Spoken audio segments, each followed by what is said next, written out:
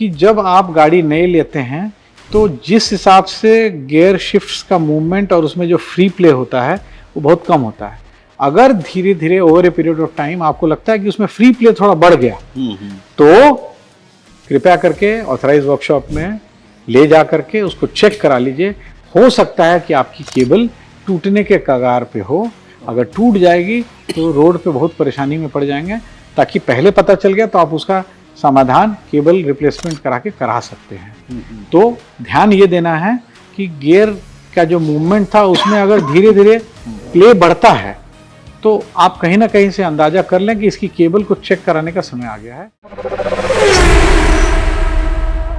नमस्कार, heads up auto में आपका बहुत बहुत स्वागत है। मैं हूं शक्ति प्रकाश और बहुत सारे सवाल हमारे दर्शकों ने पूछा है कि गाड़ी चलते चलते गियर काम नहीं करता है तो क्या कुछ इसका समाधान है। इसी विषय पर बातचीत करूंगा अपने ऑटो एक्सपर्ट अशोक प्रियदर्शी जी से। सर बहुत बहुत स्वागत है।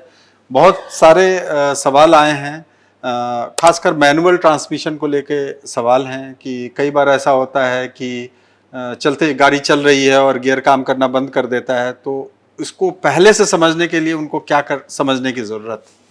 धन्यवाद शक्ति जी। मैंने एक्चुअली ये व्यूअर्स के कमेंट्स और सवालों को बहुत ध्यान से एनालाइज करने की कोशिश की।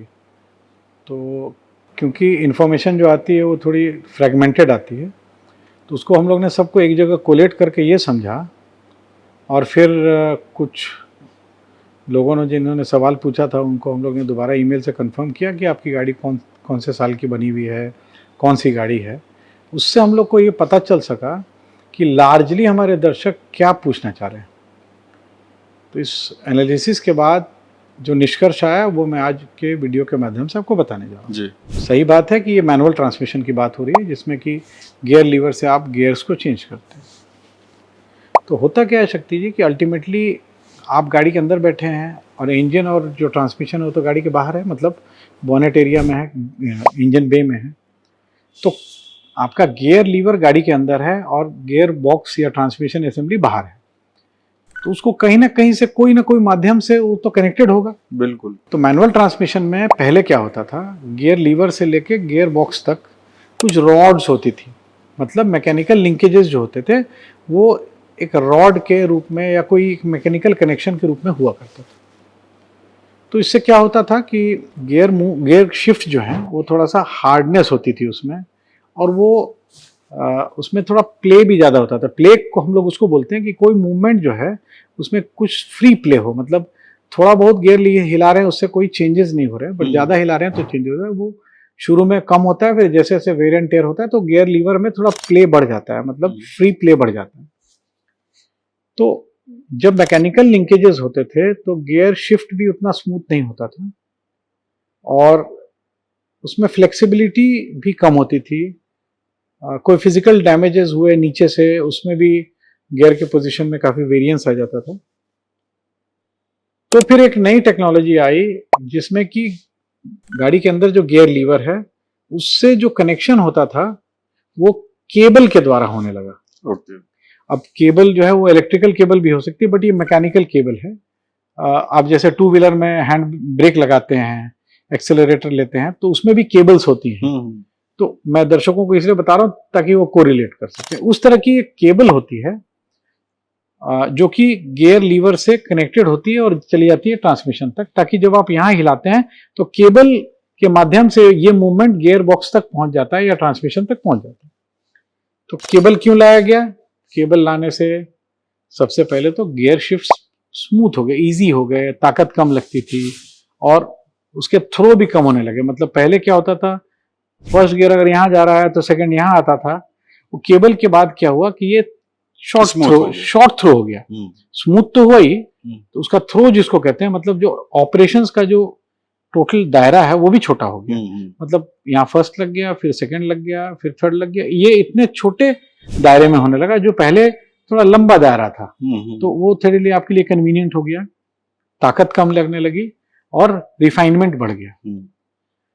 हम लोग ने देखा है कि हमारे देश में लगभग ये टेक्नोलॉजी 2010 के बाद थोड़े ज्यादा, उससे पहले भी थी थोड़ी कुछ गाड़ियों में, बट सन 2010 के बाद थोड़ा ज्यादा ये इस्तेमाल में आने लगी, टेक्नोलॉजी भी डेवलप कर गई।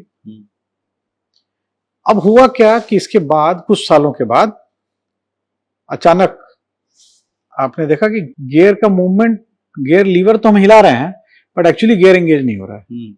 तो ये होता इसलिए था क्योंकि जो केबल है, केबल या तो बीच से कहीं से टूट गई, या केबल की जो एंड्स हैं, जो उसके एंड फिटिंग्स हैं, वहाँ पे कुछ एक स्पेशल तरह का प्लास्टिक होता है, वो प्लास्टिक धीरे धीरे धीरे धीरे घिस गया या गर्म हो करके उसकी क्वालिटी जो है वो थोड़ी सी हार्डनेस में बदल गई। सॉफ्टनेस जो है हार्डनेस में मतलब वो ब्रिटल हो गया। ये कहाँ लगी रहती थी वो केबल के? जैसे केबल जो है वो तो मेटल की होगी, बट केबल का जो छोर है वो प्लास्टिक का होता है, क्योंकि वो एक बॉल एंड सॉकेट जॉइंट की तरह ऐसे ऐसे मूव करता है। ओके। तो वो केबल जो है उसका जो एंड फिटिंग्स होते हैं वो प्लास्टिक की होती है। बहुत अच्छी टेक्नोलॉजी भी होती है, परंतु हर टेक्नोलॉजी या हर मटेरियल का एक लाइफ है। तो कुछ दिन के बाद क्या होता है, वो केबल का जो एंड है वो टूट जाता है। ओके। अब उसके लिए गाड़ी को वर्कशॉप में ले जाके केबल रिप्लेस कराने से फिर वो दोबारा ठीक हो जाता है। परंतु अब आपको पता ही नहीं है कि केबल बदलने की आवश्यकता पड़ने वाली है। आप गाड़ी चला रहे हैं और केबल टूट जाती है तो बहुत परेशानी का सबब हो जाता है। अब वो गाड़ी रिवर्स गियर में है तो रिवर्स गियर से फिर दूसरे गियर में जाती ही नहीं है, क्योंकि केबल ही डिसरप्ट हो गई, टूट गई, एंड फिटिंग्स टूट गए। मतलब जो connection between the gear lever to the transmission है वही कहीं से ब्रेक हो गया। तो इसका समाधान मेरे हिसाब से, देखिए, अगर आप गाड़ी ज़्यादा शहर में चलाते हैं तो गियर चेंजेस ज़्यादा हो रहे हैं, तो वेयर एंड टेयर ज़्यादा होगा। ज़्यादा आप अगर हाईवेज पे चलाते हैं तो गियर शिफ्ट्स कम होते हैं, तो उसमें वेयर, तो इसको हम लोग कोई माइलेज के दायरे में नहीं डालना हमारे लिए थोड़ा मुश्किल हो जाता है। तो एक आम दर्शक के लिए या एक आम यूज़र के लिए मेरा सुझाव बहुत छोटा है। मेरा सुझाव यह है कि जब आप गाड़ी नए लेते हैं तो जिस हिसाब से गियर शिफ्ट्स का मूवमेंट और उसमें जो फ्री प्ले होता है वो बहुत कम होता है। अगर धीरे धीरे over a period of time आपको लगता है कि उसमें फ्री प्ले थोड़ा बढ़ गया, तो कृपया करके ऑथराइज वर्कशॉप में ले जा करके उसको चेक करा लीजिए। हो सकता है कि आपकी केबल टूटने के कगार पे हो। अगर टूट जाएगी तो रोड पे बहुत परेशानी में पड़ जाएंगे। ताकि पहले पता चल गया तो आप उसका समाधान केबल रिप्लेसमेंट करा के करा सकते हैं। तो ध्यान ये देना है कि गियर का जो मूवमेंट था उसमें अगर धीरे धीरे प्ले बढ़ता है तो आप कहीं ना कहीं से अंदाजा कर लें कि इसकी केबल को चेक कराने का समय आ गया है, और वर्कशॉप में ले जाके केबल चेक कराएं। हो सकता है कि उस समय सिर्फ केबल रिप्लेसमेंट करना पड़े, बाद में भी वो करना पड़ेगा, मगर रोड पे होगा तो गाड़ी को खींच टो करके ले जाना पड़ेगा, और भी विभिन्न समस्याएं हो सकती हैं। तो prevention is better than cure. तो प्रिवेंट करने का अंदाजा आपको कैसे मिलेगा? जब गियर लीवर में थोड़ा थोड़ा फ्री प्ले बढ़ जाएगा नए गाड़ी के बनिस्बत, तो आपको समझ में आ जाएगा कि अब थोड़ा सा लगता है वेयर एंड टेयर हो गया, तो ले जाके चेक करा लीजिए। ये कितने समय बाद ऐसा जनरली होता है? आज की जो टेक्नोलॉजी है शक्ति जी, 5 साल तक तो कुछ नहीं होता है। अच्छा, आफ्टर 5 years?